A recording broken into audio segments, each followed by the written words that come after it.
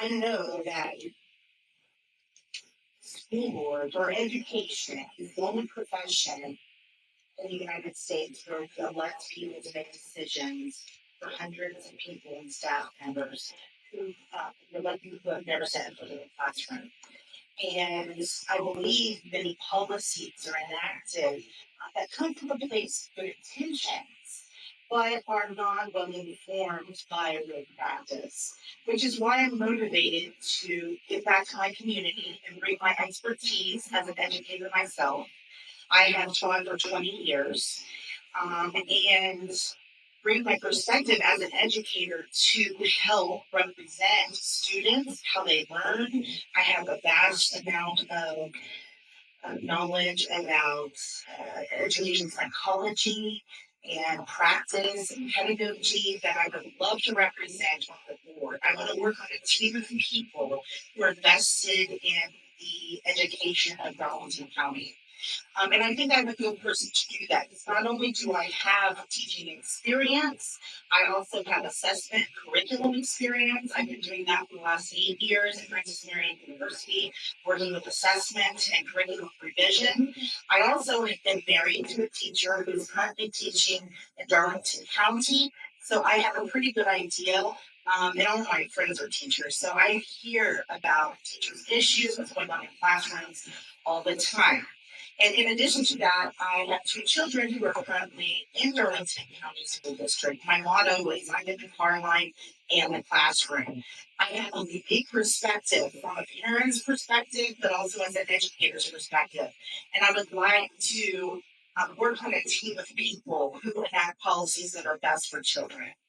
So that's my interest in serving on the school board, but I also have a personal connection. My grandparents were teachers, and I'm a deeply empathetic and thoughtful person. I'm very approachable, and I have the ability to see from multiple perspectives. That's why that I think I'm in a good position for this because I can think about issues from multiple perspectives and speak for multiple communities. I'm not just interested in advocating for the students that live in my district, but all students. Perfect timing. His career. What is your future?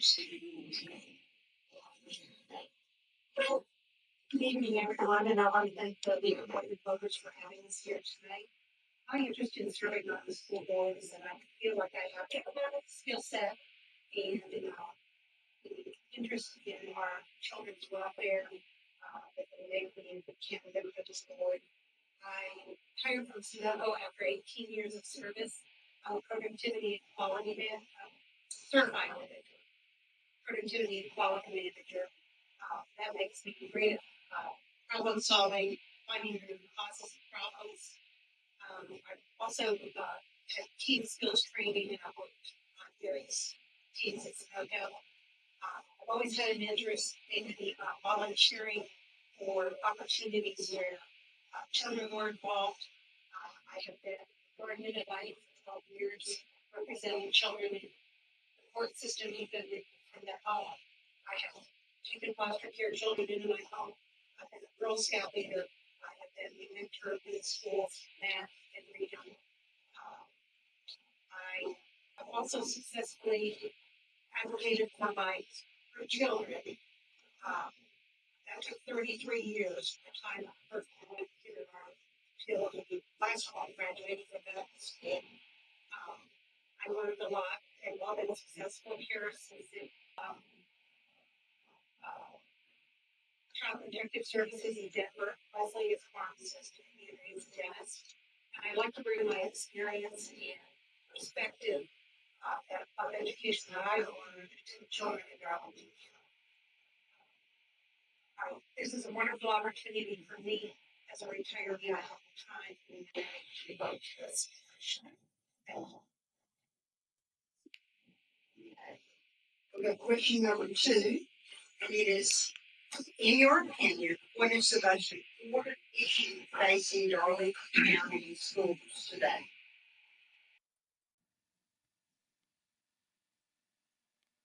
In your opinion, what is the most important issue facing schools today?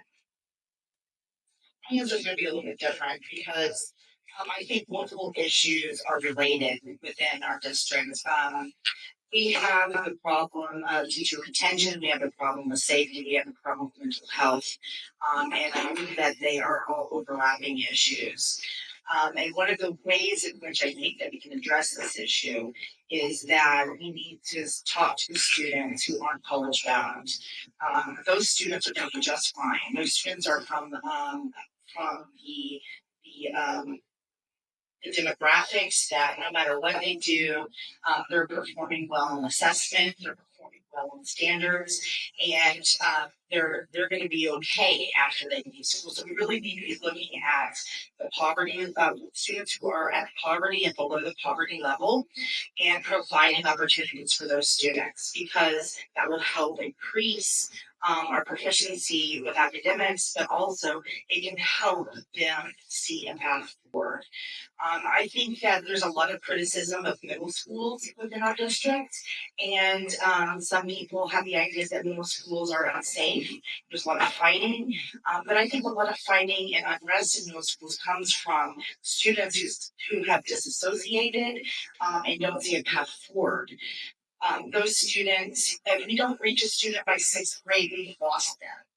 So we need to be pouring all of our resources into middle school outreach. One of the things I think Darlington County is doing well is providing vocational and trade and career outreach through their programs and Vickie the career program and their just CIT. And I know they recently piloted a middle school outreach program for these non-traditional programs.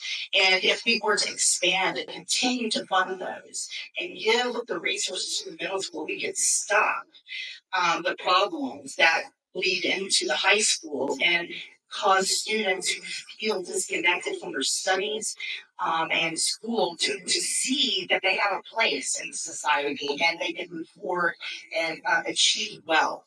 This helps address mental health and also safety because students who are engaged are less likely to have addiction, mental health problems, and want to be prone to violence. Ms. Carrieri, in your opinion, which semester for an issue that you are on in this course? You were asked to be quick and concise, so I'm wondering my answer now.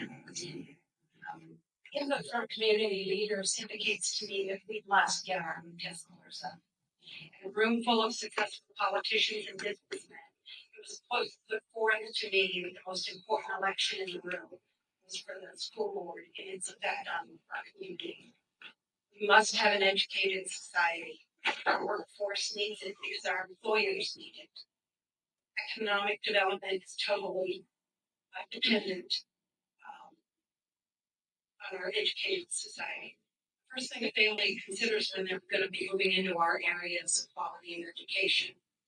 When I came here from Texas, that's what I looked at first. And luckily, our children were very successful in this area. Thank you.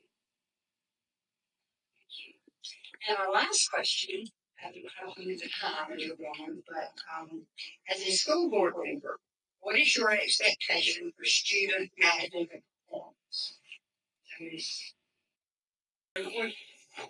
What are your expectations for student academic performance?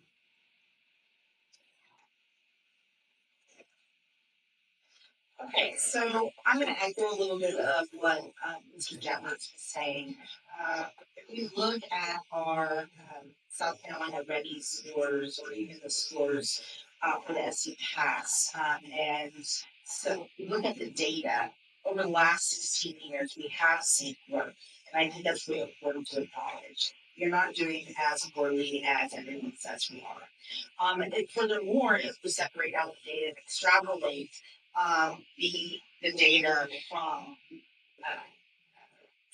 middle to upper class students, they aren't at meet standards and exceed standards. They're doing just fine, like I said earlier. But it is the lower, the poverty level that and below the poverty level that are struggling, and our mean scores are being run down by that group, which is why, again, I think we need to focus on that group. I also would like to point out that Well, actually, before I move on, that group also has seen growth over the last 16 years. So we need to look at the data in a realistic way. Two, I think that we need to assess assessment. Um, Multiple studies have talked about how assessment scores or standardized testing is only privileging one population of demographic of students. And those students who are neurodivergent and students who are, don't have lots of prior knowledge or lots of social capital, those students who are living and not having experiences that other students get to have are not able to do ELA reading comprehension in the same way that the students who have had a lot of experience. So we need to think about other kinds of assessment. The state requires us to give certain standardized systems, so does the federal education. So does federal education. However, districts can do their own sort of assessment. So moving away from standardized assessment model, I think is key. We need to get to more holistic assessment. So we really can dig down and look at the data of that group and help them achieve.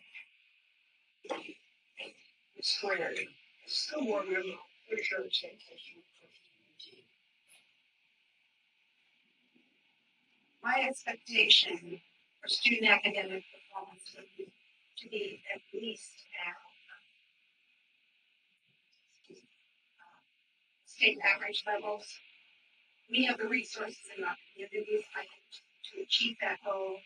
Since filing for this position, I've been attending all board meetings and working sessions, and raising our test scores has been a topic at every session. I've learned that there's no easy answers for this issue. A solution that works for one group of children and negatively impact another group of children. I'll be researching and collaborating with the board to find the most effective ways to achieve better academic. And we're ready to plan on this, but we're finishing up a little early, and so maybe just allow each board member to do a 1 minute close. I believe I sent you some questions. Did you choose for the questions that I said? We can do that. Okay, so I'm running this one out to you. How important is including civics in our curriculum? Civics.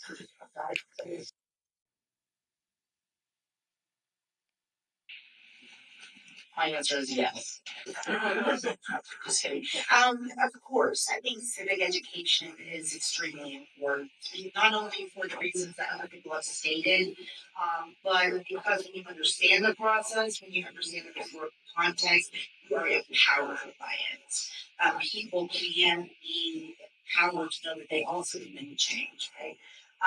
That they understand how bills are passed, so they're not mad at the wrong people.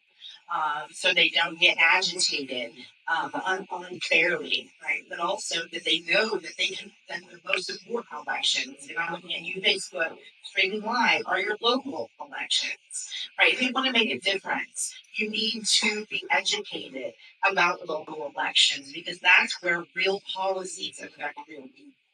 And that's what civic education helps you understand. But also the process of our government and also the historical context of how we got here. I took my kids to Philadelphia this summer, and they got to see the birth of our democratic nation and stand in front of things like Liberty Bell. And we explained how these things happen because my son had just been studying it, and it was very empowering for him to see the place where it all happened. So I think that those kinds of experiences, if we can get our kids to see the experiences of the historical context of where we actually live, because where we actually live is so historically important, that they can feel empowered, that they too can do something to make a change and make life better.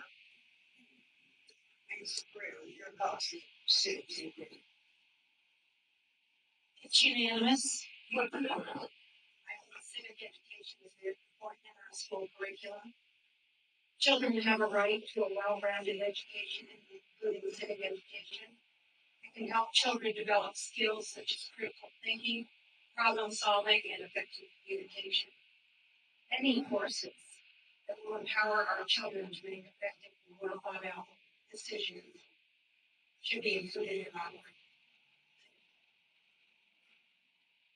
And I think that's a way of I'm going to watch for that video closely. In the end,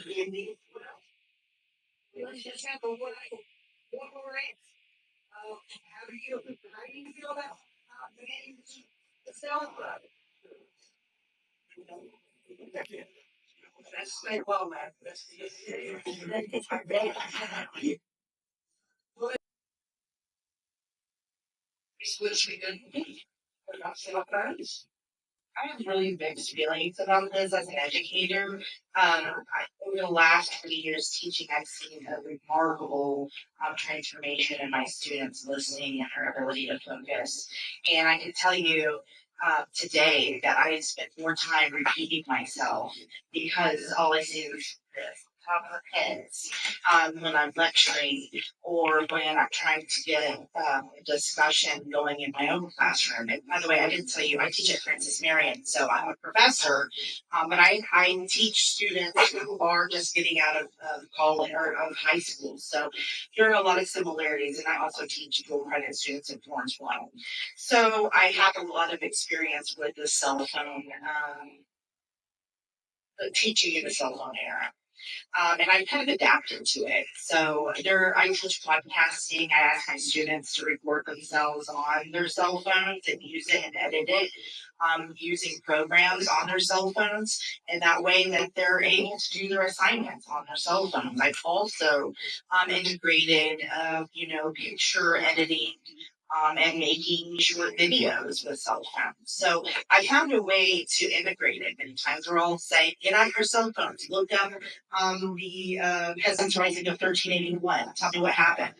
And I'm able to integrate it. So I have a relationship with cell phones that has evolved as a teacher, but I also yearn for the time. The before times, before technology, we actually had to go to the library and look things up. I have a complicated relationship with this. I think there are pros and cons. I think that any policy that's extreme is probably a bad policy. So that there always has to be some sort of some sort of exception to the rule. I think the district has seen some of this problem when you're talking about like yearbooks. How are we taking yearbook photos now for the yearbook class? We're gonna go back to buy cameras. They were doing that with cameras. But as far as instruction, I absolutely think it's a great idea. Put them in one of those shoe organizers at the beginning of class and get them out later. Um, that would be so wonderful for my own classroom. So I think there are good and bad things, but I also, as I mentioned, I think extreme policies are not always great. As for cell phone systems, I've always thought that cell phones in schools were a bad idea. We are dealing with normally have cell phones in juniors and seniors. I don't think it could be an arbitrary thing. If you've already heard the status that put down a ruling that the kids can have them in their backpack, but they may not have them out. And there's also been discussion about teachers not having their cell phones out to be a good influence on the children. I think at this age group, the children are still on mobile all the time. And if there was anything arbitrary about this rule, they're going to find a way to break it. So I think that's why it has to be an all or nothing kind of issue. And I'm glad to see this thing rule. Thank you. All right. You think you're, I think you're stopping it up? Yes. I was great. And I think we've all, it's been so good to hear everybody and I feel like I've gotten to know. Yeah, that's really nice. What you're talking.